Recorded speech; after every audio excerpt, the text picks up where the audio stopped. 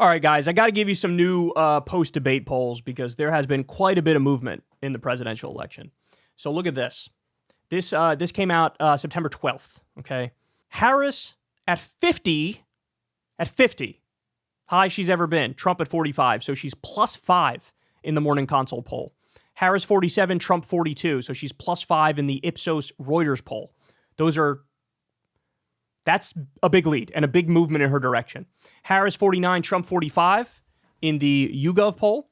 And that's of likely voters, by the way. So she's +4 with likely voters. Harris 50, Trump 47 in the Ledger New York Post poll. That one skews a little bit more to the right, but she's still +3 in it. And then Harris 48, Trump 45. She's +3 in the SoCal poll. Look, I predicted in the wake of the debate, I told you the day after the debate, I predicted a 3-point bump for Kamala Harris. It appears like she has gotten a 3-point bump. Perhaps maybe 2 to 3. You know, it depends which polls you believe or if you want to average it out or not, but there has definitely been a solid movement in the direction of Kamala Harris post-debate.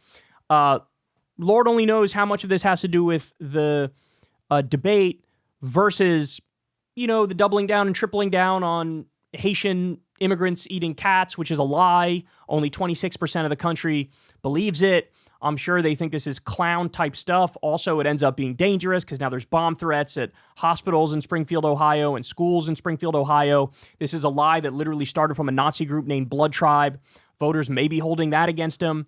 Or they might be looking at Kamala and saying, yeah, I can see it. She seems quote-unquote presidential. I can see her being the one. And so she has had a surge post-debate. That is not surprising to me. Not surprising to me in the least. She absolutely dominated that debate. But I'm not done yet. I got some more numbers for you, and these look really bad for Trump as well. This is from the Financial Times. So this poll finds that Kamala Harris better represents the interests of, number one, the middle class. She's beating Trump on the middle class, 49% to 36%. It's a big lead. She's beating Trump on small business, 48% to 37%. A Democrat beating a Republican on the issue of small business is rare, and this is a big lead. Union members, she's winning 45% to 35%, 10-point lead there. Blue-collar workers, she's winning 43% to 36%. Now, understand, the perception of Kamala Harris a few years back is sort of like, you know, coastal elitist, out of touch, not for working people. She has now thoroughly flipped the narrative on that.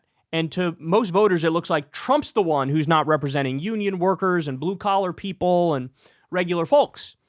And these numbers show they do think of Kamala Harris as a much better representative. You know, Crystal made a good point the other day.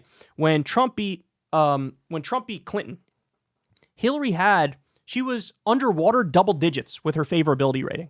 It was like 15 points or something like that. That's when Trump beat Hillary in 2016. Kamala is not underwater in her favorability. So she's doing at least 15 points better on favorability than Hillary was. Okay. That means that perhaps what is on paper a similar lead, you know, Hillary had 5-6 point lead roughly going into election day. Kamala enters with a 5-6 point lead. It's a different scenario because Trump ended up beating Hillary, even though she won by 3 million votes in the popular vote. Trump ended up beating Hillary, but she was a much more personally disliked individual than Kamala Harris is at this moment. That might matter.